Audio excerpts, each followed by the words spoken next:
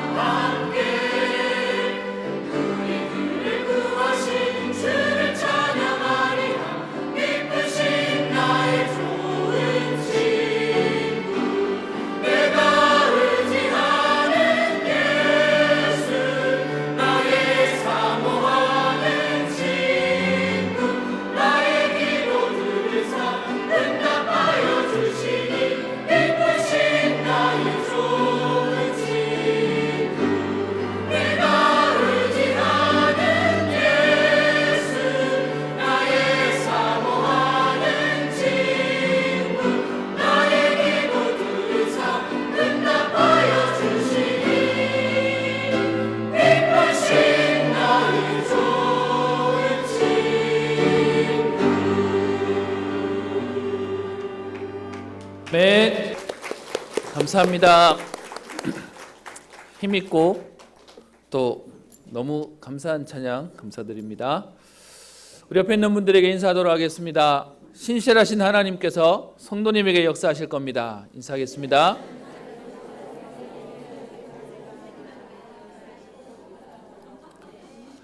너무 길어요. 오늘 찬양 가운데 미쁘신 하나님이란 고백을 했는데요. 여러분 잘 우리 일상에서 쓰지 않는 단어죠. 제가 인사를 오늘 신실하신 하나님이라고 얘기했습니다. 신실한 단어에 우리 어원을 찾아봤더니 여러분 우리 인간은 신실할 수가 없어요. 왜냐? 100가지 중에 99가지는 만족하고 잘해주는데 한 가지만 잘못하면요 그걸 가지고 신실하다고 할 수 없는 거예요. 만 가지 또 100만 가지, 1000만 가지를 가지고 똑같이 동일한 것을 가지고 신실이라고 얘기합니다. 여러분, 그래서요, 인간은 잘해주다가 그럴 줄 몰랐다, 네가 나한테 그럴 수 있냐, 배신당하는데요, 하나님은 우리에게 신실하신 하나님이십니다. 그 하나님을 향해서 우리가 하는 표현이 뭐냐, 기쁘다 정도가 아니라 미쁘다라고 얘기하는 겁니다. 여러분, 오늘 그 하나님이 여전히 우리에게 변치 않으시고 또 한결같으신 하나님이 오늘도 우리에게 응답하실 것입니다. 저는 오늘 예배 가운데 여러분 전부 마스크 쓰고 오실 줄 알았는데 그렇지 않으시는 분들을 많이 뵈면서 또 기도하게 됩니다. 어떤 면에서는 오늘 어떤 교회는 그 확진자가 나와가지고 오늘 그 교회는 예배를 안 드린대요. 방역 소독을 하고 이래서 인터넷에 교회 이름도 떴어요. 종로구에 있는 미음 모고 교회라고. 그 교회 교인이 확진이 되고 예배를 왔다 갔기 때문에 방역 소독을 하고 오늘은 예배가 없다는 겁니다. 교회를 오지 마세요. 그럼 어떻게 예배를 드리냐? 목사님이 무청중 앞에서 인터넷으로 예배를 드리면 방송으로 집에서 보면 된다. 그래서 그 광고가 나온 것을 보게 되었습니다. 저희는 오늘 예배 드릴 수 있도록 하나님이 우리 가운데 확진자가 없게 하셔서 얼굴 보고 예배 드릴 수 있는 겁니다. 오늘 여러분 기침하시면 오해받습니다. 또 혹시 그 사람이 기침하고 싶어도 여러분 그냥 감기 때문에 할 수 있는 건데 여러분 쳐다보시면 되게 불편해할 겁니다. 여러분 오늘은 조금 여러분 기도해 주시고 또 기도해 주시고 하셨으면 좋겠습니다. 제가 이번 주에 여러분 보시기처럼 제가 머리를 조금 이렇게 볶았습니다. 파마를 조금 했습니다. 제가 머리가 직모라서요, 좀 관리를 위해서 좀 했는데 제가 머리를 자를 때마다 고민이 하나 있습니다. 아마 우리 젊은 사람들은 공감할 텐데요, 굉장히 이직률이 많은 것 중에 하나가 헤어 디자이너들입니다. 그래서 제가 지금 대구에 온 지 올해로 5년째를 들어서고 있는데 디자이너만 지금 3번째 바뀌었습니다. 제가 다니고 있는 디자이너가 뭐 일 때문에 못 하겠습니다, 뭐 결혼해서 이제 아이를 키워서 못 하겠습니다, 이러다 보니까 바뀌는 이번에 디자이너가 바뀌면서 제가 이렇게 머리를 이렇게 하게 되었는데요. 지난번에 한번 머리를 자르고 이번에는 머리를 이렇게 파마를 하게 된 겁니다. 그랬더니 시간이 평상시 커트할 때보다 시간이 좀 더 여유가 있잖아요. 소개를 받아서 간 사람인데 그 사람이 뭐 디자이너가 깔끔합니다. 뭐 생긴 것도 남자답고요. 또 이렇게 덩치도 조금 있고요. 운동도 좀 한 것 같고, 뭐 멀쩡하게 생기고 또 사람도 아주 이렇게 꼼꼼하고 한 사람인데 저한테 질문을 하더라고요. 제가 머리 자를 때마다 부탁하거든요. 제가 직업이 목사라 사람 앞에 서야 되기 때문에 머리를 신경 써서 잘라 주십시오. 너무 젊게도 안 되고 너무 나이 들게도 안 되고 좀 이렇게 단정하지만 멋있게, 그렇지만 너무 날리지 않게 머리를 잘라주세요를 부탁을 합니다. 그랬더니 이번에 머리를 이렇게 파마를 하면서 저한테 질문을 하는 겁니다. 어떻게 목사님이 되셨습니까? 라는 질문을 저한테 하는 거예요. 제가 어디 가서 제가 목사기 때문에 막 제가 먼저 말을 하면 여러분 그건 선수가 아니잖아요. 그래서 말 걸 때까지 사실 기다리고 있었는데 저한테 어떻게 목사가 됐냐는 질문을 저한테 하는 겁니다. 너무 잘 됐죠. 어차피 지금 머리는 계속 만져야 되니까. 그래서 제가 설명한 게 영적인 세계와 영적인 존재에 대한 얘기들을 꺼냈습니다. 그 사실을 알고 나니까 내가 이 길을 갈 수밖에 없더라 라는 얘기를 꺼냈더니 그 디자이너가 저한테 무슨 얘기를 하냐, 사실은 자기는 종교가 없다는 거예요. 그런데 믿음은 좋다고 생각하지만 자기는 종교가 없는데 본인의 고모님이 무당이라는 겁니다. 그런데 그 고모가 어느 날 신받았다고 얘기하고 그 고모가 한 번씩 집안에서 만나면 평상시는 괜찮은데 어느 날은 굉장히 그 고모가 무섭게 두렵게 느껴질 때가 있는데요. 아까 얘기 드렸던 것처럼 디자이너들이 이직률이 많으니까 본인이 예전에 일을 할 때 이 길을 계속 가야 돼? 단순히 일을 쉬어야 되겠다가 아니고 이 길을 가야 돼 말아야 돼를 한참 고민하고 끙끙 앓고 있는데 갑자기 고모님이 전화가 오시더래요. 그리고는 이렇게 얘기하더랍니다. 너 그 길 맞는 길이니까 고민하지 말고 도망갈 생각하지 말고 끝까지 그 길 해. 근데 그 전화를 끊고 난 뒤에 너무 무서웠대요. 본인이 이 고민을 하는지를 가족한테도 말하지 않았는데 따로 사는 고모가 전화가 와서 너 그 길 그만두면 안 된다고 얘기를 하는 모습을 보면서 도대체 신이 뭐지라는 고민을 했었다는 겁니다. 그러면서 저한테 이런 얘기 저런 얘기를 하는데 아까 제가 얘기했던 이 사람 덩치도 좋아요. 몸도 이렇게 근육도 있고요. 그리고 몸에 이렇게 팔에 문신들도 좀 있고 뭐 그래요. 그래서 남자로 보면 좀 세 보이는 사람 같은 느낌도 있어요. 근데 말끝마다 뭔 얘기하냐? 자기는 너무 무섭대요. 자기는 너무 두렵대요. 제가 그 모습을 보면서 뭐가 느끼냐? 저렇게 멀쩡하게 생긴 남자인데 속으로는 매 불안해하고 살구나. 매사가 염려되고 무슨 일이 생길까봐 어떻게 될까봐. 그래서요 제가 영적인 얘기 조금 설명하면서 내가 무당집에 가서 무당을 만나고 또 무당에게 사역하고 복음 전했던 사실들을 얘기를 했더니 자기는 자기 고모님이 무당인데도 자기는 무당이 너무 무섭다는 거예요. 그래서 그들을 치유되는 얘기를 꺼내면서 제가 그 말을 했습니다. 내가 잘하는 내 전공 중에 하나가 가위 눌리고 귀신 보는 사람에게 그거 끝내게 해줄 수 있다라고 얘기를 했더니 물론 복음 때문인데요. 전도 때문에 이 얘기를 했더니 저한테 이런 얘기를 하는 겁니다. 목사님 누구를 좀 만나주세요. 누군데요? 그랬더니 자기 여자친구인데 매일 가위 눌린대요. 그래서 옆에서 도와주고 옆에서 챙겨주는데도 불구하고 이 아이가 너무 힘들어하기 때문에 목사님 만약에 이거 끝낼 수 있는 길이 있다면 도와주세요. 그래서 제가 얘기했습니다. 이제부터는 상황이 바뀐 거죠. 손님이 아니라 제가 이제는 분위기를 리드할 수 있는 거죠. 그래서 제가 얘기했습니다. 커피 한 잔 마실 시간이면 된다. 그 친구에게 얘기해서 나를 한번 만날 수 있게 해줘라. 거기에 그 일을 하시는 건 하나님 하시는 건데 내가 그걸 도와줄 수 있다라고 하고 오게 되었습니다. 제가 오늘 서론에 이 얘기를 하는 이유가 있습니다. 여러분 지금도요 불신자들은 두려워하고 살고 있습니다. 언론에서 지금 후한 폐렴 때문에 전 세계가 막 언론 매스컴들이 떠들고 있는데요. 왜 그러고 있다고 생각하십니까? 두려운 거예요. 무서운 거예요. 여러분 우리는 이 일에 대해서 어떻게 오늘 바라봐야 되겠습니까? 영적 세계를 알지 못하고 영적인 존재를 알지 못하기 때문에 지금 많은 사람들이 여러분 우리는 와서 예배드리지만 사람 많은 장소에 가지도 못할 만큼 누군가는 시달리고 있을 거고요. 두려워서 떨고 있을 겁니다. 여러분 성경은 왜 이런 일이 일어났음을 얘기하죠. 시편 14편 1절에 보면 이렇게 표현되어 있습니다. 어리석은 자는 그의 마음에 이르기를 하나님이 없다 하는도다. 그들은 부패하고 그 행실이 가증하니 선을 행하는 자가 없도다. 하나님 없다. 그런 거 없어. 라고 하는 여러분 현장에 인간이 막지 못하는 재앙이 오고 있습니다. 여러분 특별히 이번에 온 이 일 때문에 조사를 해봤더니 예전에 우리 기억나시죠? 사스. 그게 2002년에 시작해서 2003년에 창궐 했습니다. 그리고 난 뒤에 딱 10년 만에 메르스라고 해서 2012년에 전 세계를 또 휩쓸었죠. 그런데 여러분 이번에 2019년도에 후한 폐렴 코로나 바이러스가 오는데요. 여러분 죄송합니다.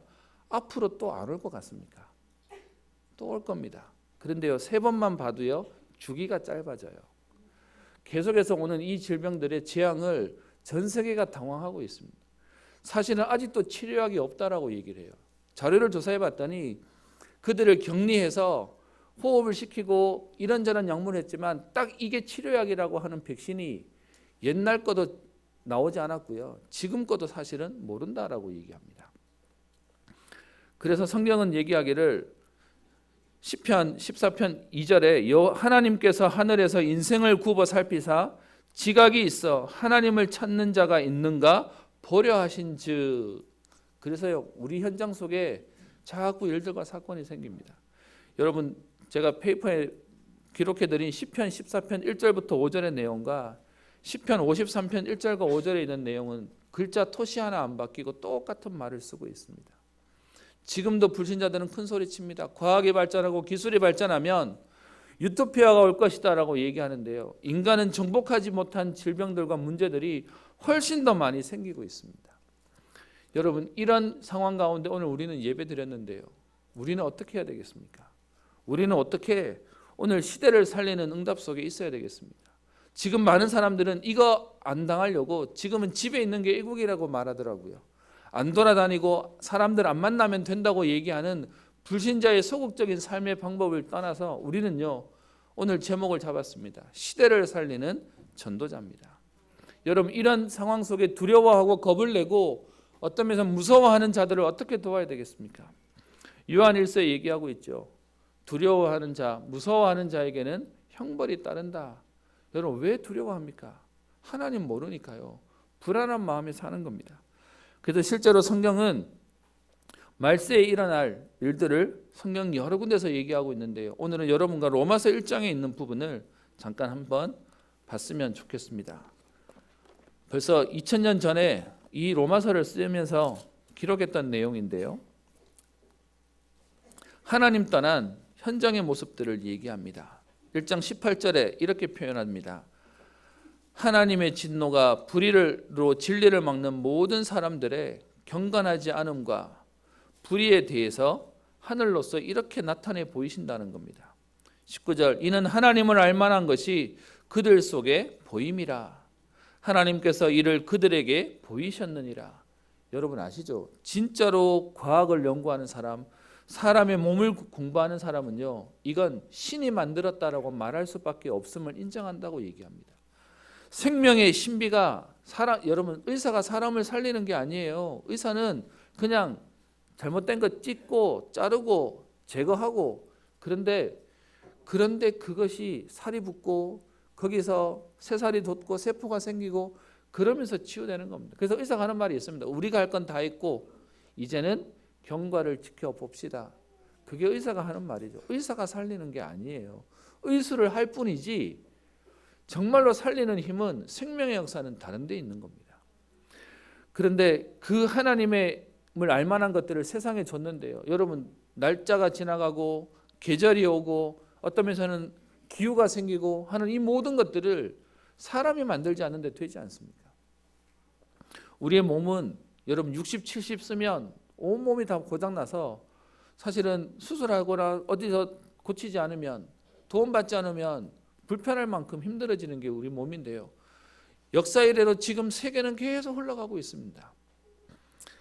그래서 성경은 얘기하고 있기를 하나님을 알만한 것을 이 땅에 보이셨대요.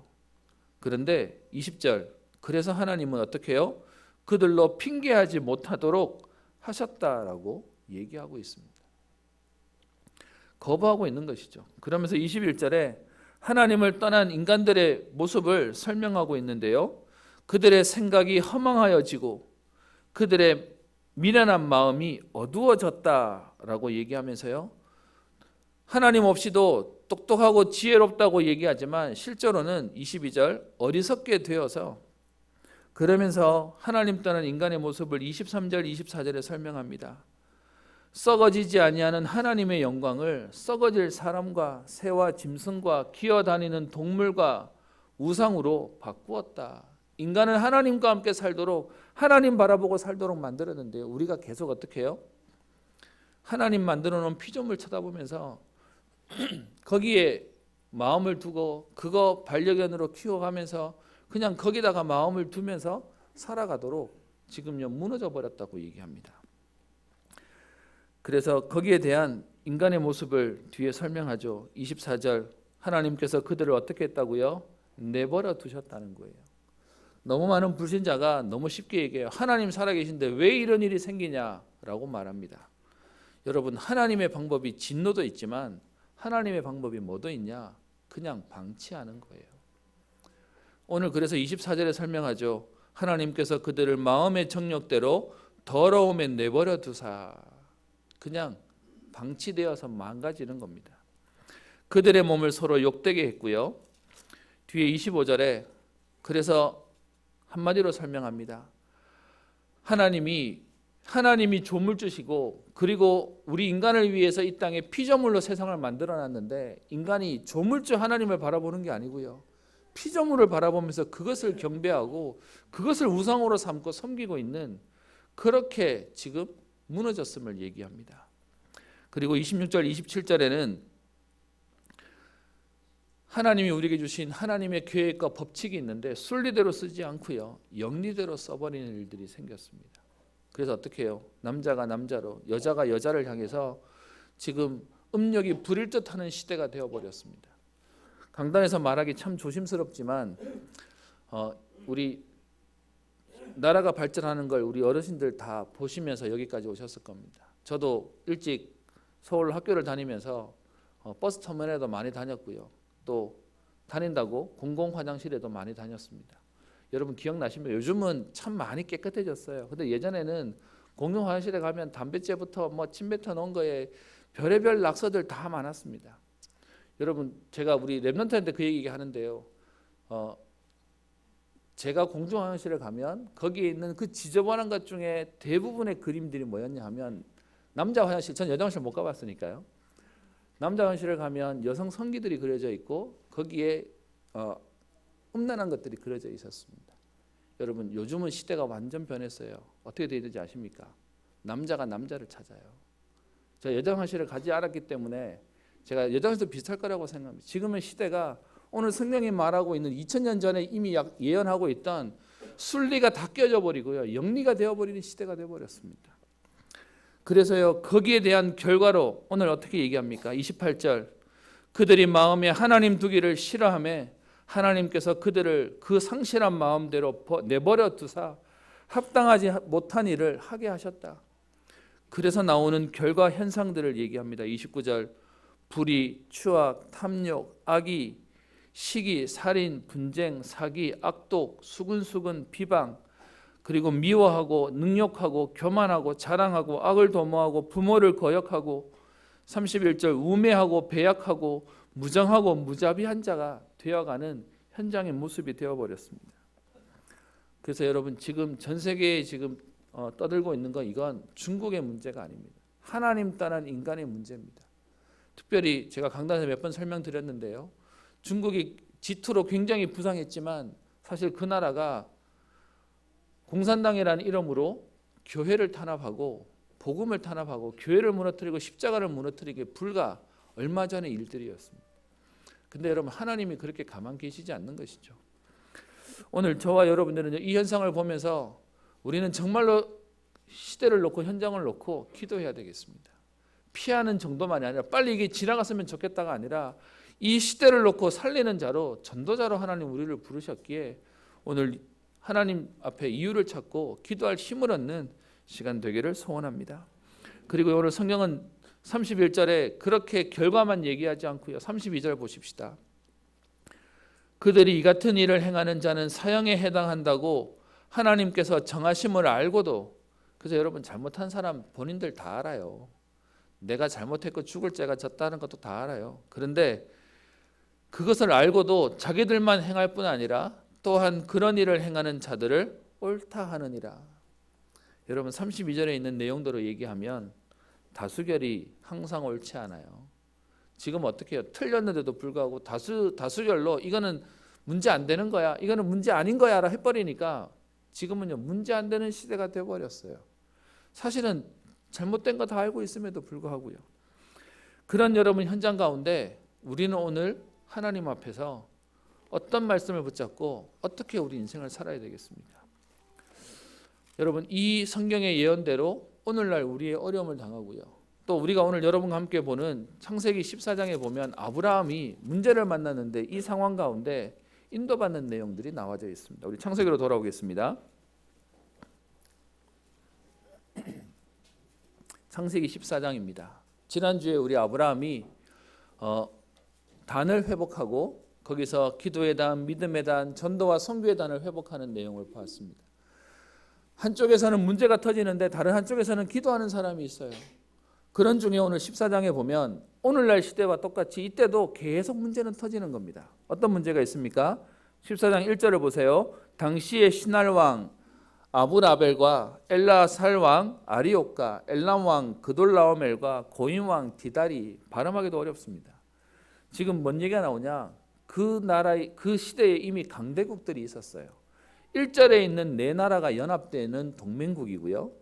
2절에 보이는 소돔 왕 베라와 고라 왕 비르사와 또 해서 쭉 5명의 왕이 있는데 이 1절과 2절의 세력이 서로 대치됩니다. 그 내용이 9절에 나와 있죠.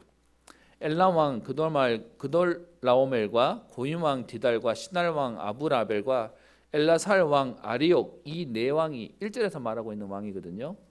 2절에서 말하고 있는 5 왕과 싸웁니다. 여러분 꼭 우리나라 상황하고 비슷하죠. 열강이 끼어가지고 여러분 우리는 줄을 어디로 타야 됩니까? 우리는 미국 줄 타야 됩니까? 중국 줄 타야 됩니까? 여러분 이 상황하고 똑같은 상황 속에 끼어 있습니다. 그러고 있는 중에 오늘 보세요. 4절에 이들이 12년 동안 그돌라오메를 섬기다가, 그 당시에도 힘 있는 나라가 있었어요. 그러니까 이 2절에 나오는 5 나라 왕들이 그 그돌라오멜 왕의 나라에게 조공을 바치면서 이제 눈치 보면서 있었던 거예요. 그런데 13년 만에 배반하게 되죠. 그랬더니 5절 14년째 되어서 그 그돌라오멜과 그와 함께한 왕들이 손봐줘야 되겠다라고 해서 5절, 6절, 7절, 8절 이제 전쟁을 일으켜서 정복하는 내용이 나옵니다. 그 전쟁 때문에 지금요 소돔과 고모라의 왕이 전쟁에 져서 실패해서 10절에 보면 도망가고 달아나고, 그리고 난 뒤에 11절 네 왕이 소돔과 고모라의 모든 재물과 양식을 빼앗아가고, 12절 소돔에 거주하는 아브라함의 조카 롯도 사로잡고 그 재물까지 노락하여 갔더라.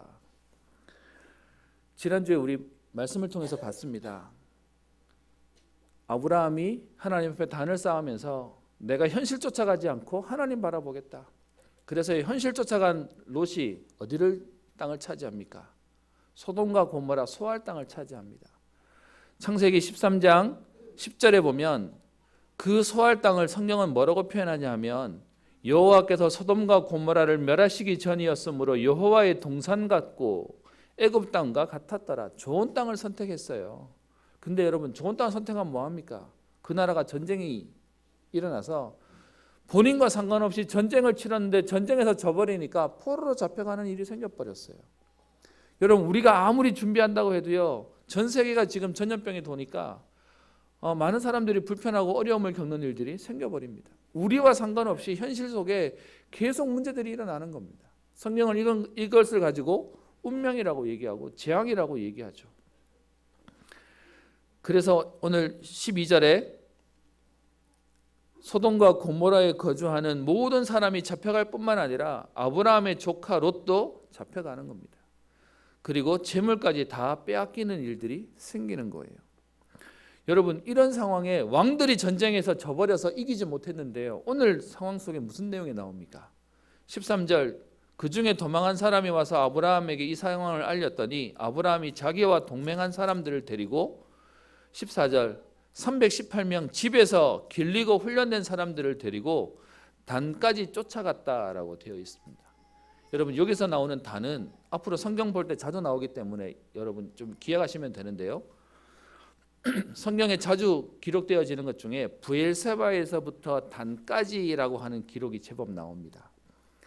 이 말은 무슨 말이냐면 우리나라로 치면 저 한라산에서부터 백두산까지라는 표현의 이름입니다. 브엘세바는 제일 남쪽에 있는 지명이고요. 단은 제일 북쪽에 있는 지명 이름입니다.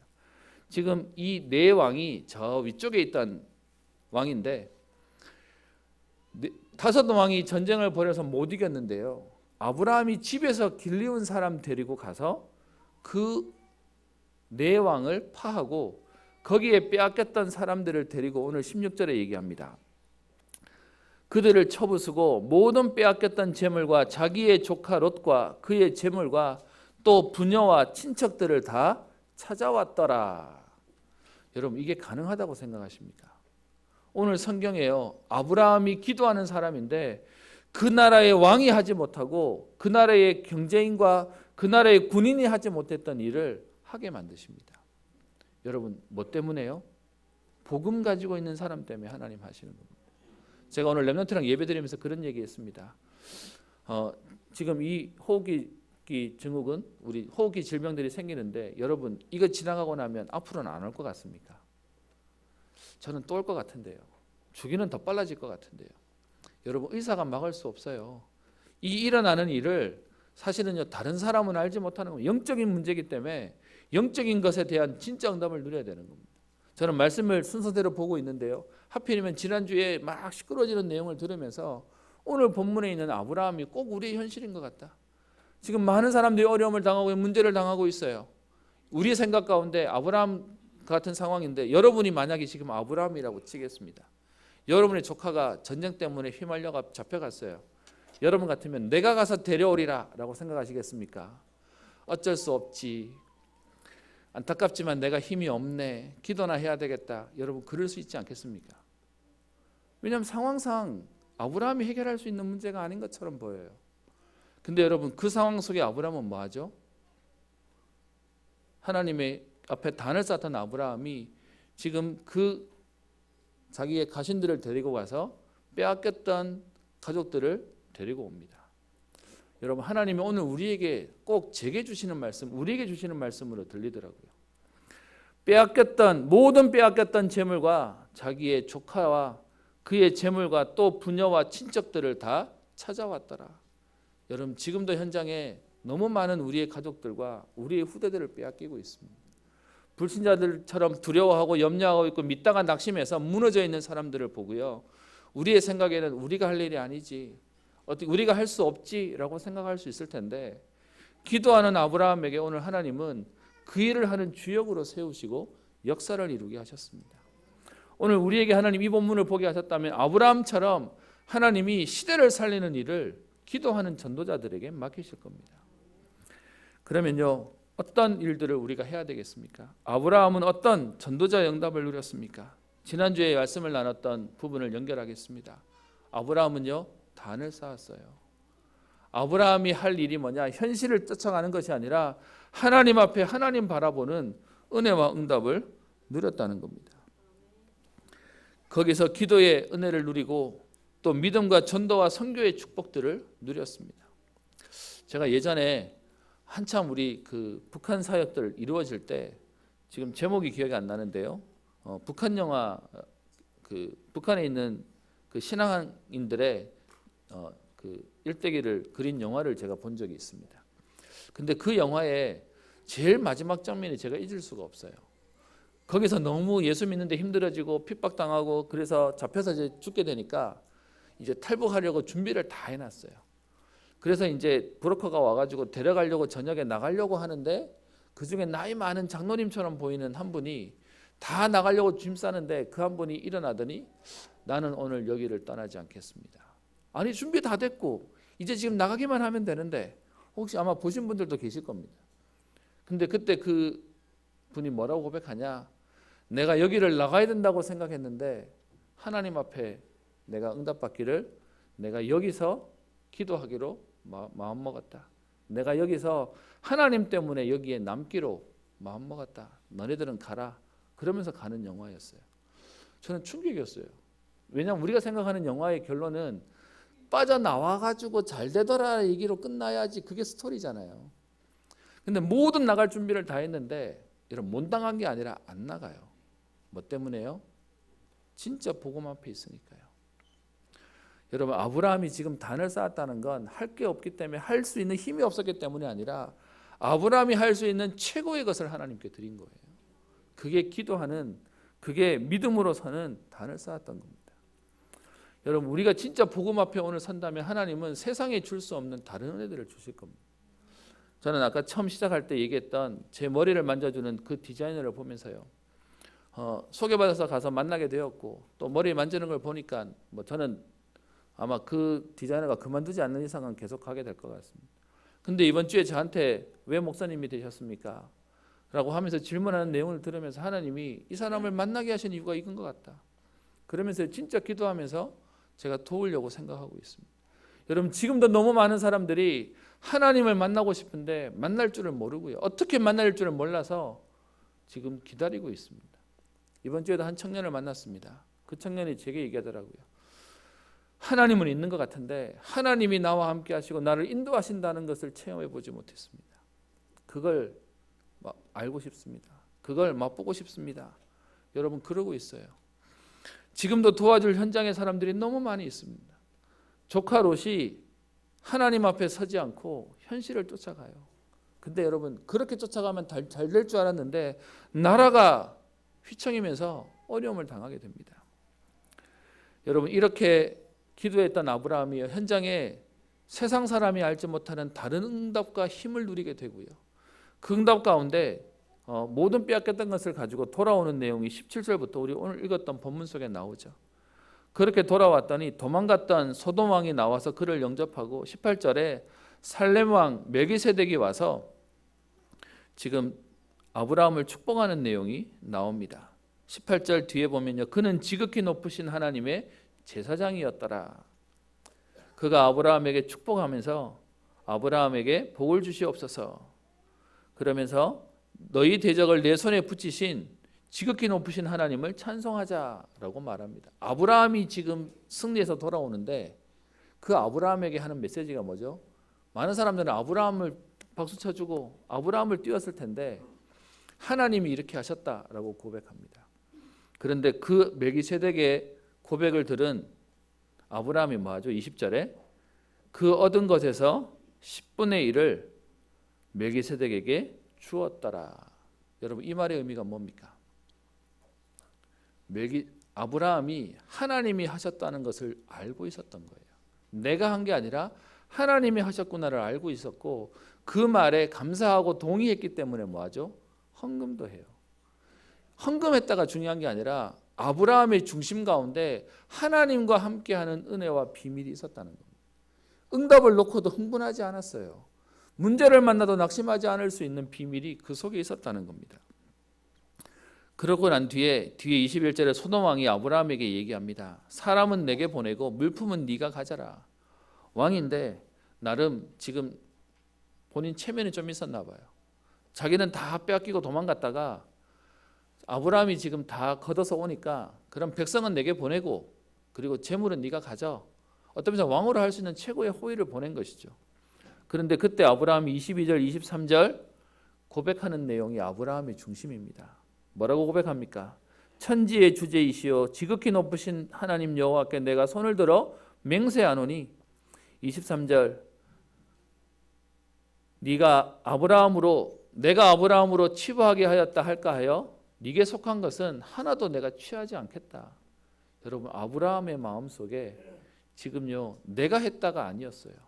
하나님이 하시고 하나님이 하실 것이라는 것에 대한 분명한 믿음이 있었어요. 오늘 이 말을 좀 쉽게 표현하면 그겁니다. 네가 준 거 가지고 나중에 잘 됐다는 말 할 거 아니냐. 아니 하나님이 하실 거기 때문에 난 네 거 필요 없어. 안 받아도 돼 라고 얘기한 겁니다. 여러분 그게 아브라함이 가지고 있었던 전도자의 마음이었어요. 내가 누군가를 살리겠다도 아니라 하나님이 하실 거다. 그리고 그가 아니어도 하나님이 하실 게 맞기 때문에 나는 다른 거 필요 없다. 오늘 지금 아브라함이 했던 고백이 뭡니까? 진짜 중요하고 소중한 게 뭔지를 알았던 거예요.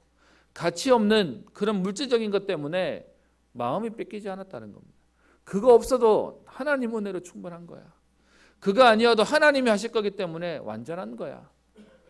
그러면서 24절에 그래서 나와 함께한 젊은이들이 먹은 것과 그리고 그들의 분깃만 제외하고 다른 것은 필요 없다라고 얘기합니다. 여러분 시대를 살리는 우리에게 오늘 우리는 뭐가 필요하겠습니까? 아브라함이 했던 고백처럼 다른 거 필요 없습니다. 하나님 은혜로 충분합니다. 진짜로 기도하는 사람 때문에 하나님은 오늘도 역사하실 겁니다. 오늘의 말씀의 결론을 내겠습니다. 아브라함이 오늘 20절에 보면 그 전쟁에서 이기고 돌아오는데 멜기세덱에게 10분의 1을 주었다라는 말이 나옵니다. 저는 오늘 결론을 이 11조 10분의 1을 가지고 11조라고 얘기하죠. 여러분 10분의 1 아니고 10의 2조를 하거나 10의 3조를 하면 문제가 되겠습니까? 또 조금 수치상으로 10의 1조가 좀 모자랐다고 칩시다. 그게 문제가 되겠습니까? 여기서 말하는 10의 1조는 무슨 말이죠? 우리의 중심을 가지고 얘기하는 겁니다. 근데 많은 사람이 11조라고 얘기하면 물질만 가지고 얘기해요. 저는 오늘 여러분들과 이 11조에 대한 개념, 정말로 시대를 살릴 전도자가 맞다면 우리에게 있는 물질의 11조가 아니고요. 우리의 삶의 11조가 일어나기를 소원합니다. 그래서 오늘 제가 결론으로 말씀드리는 우리의 경제뿐만 아니라 우리의 시간도요. 그리고요. 우리의 재능과 달란트도 복음 때문에 하나님 앞에 쓰임받는 은혜가 있기를 소원합니다. 이번 주에 한 우리 집사님을 만났습니다. 그 집사님이 이제 계속 이직하려고 마음을 먹었었는데 이번에 이직하는 날짜가 나왔다는 거예요. 그러면서 저한테 얘기하기를 너무 바쁜 회사여서 좀 덜 바쁠 수 있는 회사로 이제 간다라는 겁니다. 전에는 대기업 다녔거든요. 근데 이번에 가는 데는 우리 대구 쪽에는 대기업이 없으니까 어디 중소기업 어디를 간다는 겁니다.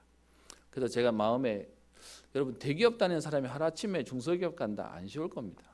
근데 그렇게 간다고 마음을 먹으니까 제 마음에 염려도 좀 되기도 하고 괜찮겠냐 싶어서 이제 얘기를 좀 꺼냈습니다. 그랬더니 저한테 재밌는 말을 해요. 대기업에서 나와서 중소기업 가는데 연봉은 더 준다네요. 그래서 뭐 그럴 수도 있냐, 다행이다. 근데 그 다음 말이 제 마음을 딱 건드렸습니다. 너무 바쁜 회사였기 때문에 사실은 조금 덜 바쁜 회사를 생각하고 움직이는 겁니다. 그런데요, 그 말까지는 이해가 되는데 여러분 너무 바쁜 사람이 덜 바쁜 회사로 가는 이유가 뭘까요? 쉬고 싶어서요. 그죠? 근데 뭐라고 표현하냐? 너무 바쁜 회사에서 덜 바쁜 회사로 가는 이유가 뭐냐? 교회를 헌신하려고요. 교회 일을 하려고요. 제가 그 말을 듣는데 말만이라도 너무 감사한 거예요. 여러분 어떻게 생각하십니까? 내가 너무 바빠서 회사를 옮깁니다가 아니라 내가 교회와 렘넌트를 살리려고 내가 회사를 조금 옮깁니다. 근데 감사하게 하나님이 연봉도 더 많게 해주시네요 라고 얘기를 하시는 거예요. 저는 오늘 여러분들 앞에 얘기합니다. 하나님 앞에 우리 렘넌트와 후대를 키우는 일에 하나님이 여러분 물질이 필요하시겠습니까? 하나님 더 많으세요. 하나님 우리의 물질 필요 없으세요. 물질 속에 있는 우리의 중심을 원하시는 것이죠. 그렇다면 여러분 오늘 우리의 시간을 하나님 앞에 결단하는 날 되었으면 합니다. 우리의 재능을 하나님 앞에 결단하는 날이 되었으면 합니다. 그래서 그거 가지고 렘넌트 살리고요, 후대 살리는 응답을 함께 누리기를 소원합니다. 저는 의도적으로 얘기하려고요. 나는 하나님 때문에 무섭지 않다, 두렵지 않다.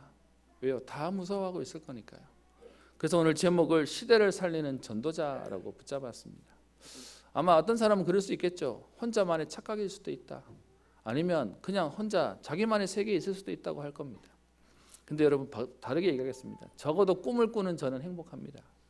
적어도 이 언약 속에서 그 언약의 여정을 가는 저는 누가 뭐라 그래도 저보다 행복한 사람은 없을 겁니다. 그냥 나는 그저 그런 사람이에요, 나는 그냥 아무것도 못하는 사람이에요 하는 인생을 사는 사람과 나는 시대를 살릴 전도자입니다라고 기도하고 사는 사람은요, 똑같은 밥을 먹어도 그 밥이 다를 겁니다. 똑같이 오늘 시간을 보내도요, 그 삶이 다를 겁니다. 하나님 우리를 시대를 살릴 전도자로 부르셨습니다. 이 언약까지 여러분 가정과 가문과 시대와 후대와 미래 살리는 주역 되시기를 주의 이름으로 축원합니다. 기도합니다. 살아계신 하나님 아버지, 하나님을 알지 못하는 세대, 하나님 일 때문에 전 세계에 많은 재앙들과 문제들이 일어나고 있는 중에 우리 중국 우한에서 일어난 하나님 이 문제로 전 세계가 두려움에 떨고 있습니다. 하나님 이런 문제 가운데 많은 사람들은 겁을 먹고 집안에 있으며 이 문제가 지나가기를 바랄 것이지만 하나님 아브라함은 문제 속에 집에 가신을 데리고 그들을 살리며 빼앗겼던 모든 것들을 찾아오며 회복시키는 응답의 주역으로 세우셨던 것처럼 하나님 오늘 언약 붙잡고 기도하는 이들을 통하여 저들의 가정과 가문과 지역과 민족과 시대가 살아나는 응답을 누리게 하옵소서. 오늘 하나님 앞에 우리 인생의 11조를 드리기를 소원합니다. 우리의 시간과 우리의 마음과 재능을 하나님께 드리며 우리보다 더 강한 후대와 제자를 세우는 응답의 걸음 되게 하옵소서.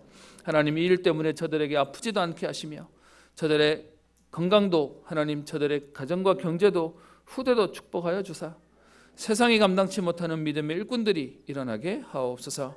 감사드리며 살아계신 예수님 이름으로 기도합니다. 찬송가 315장 찬양하겠습니다.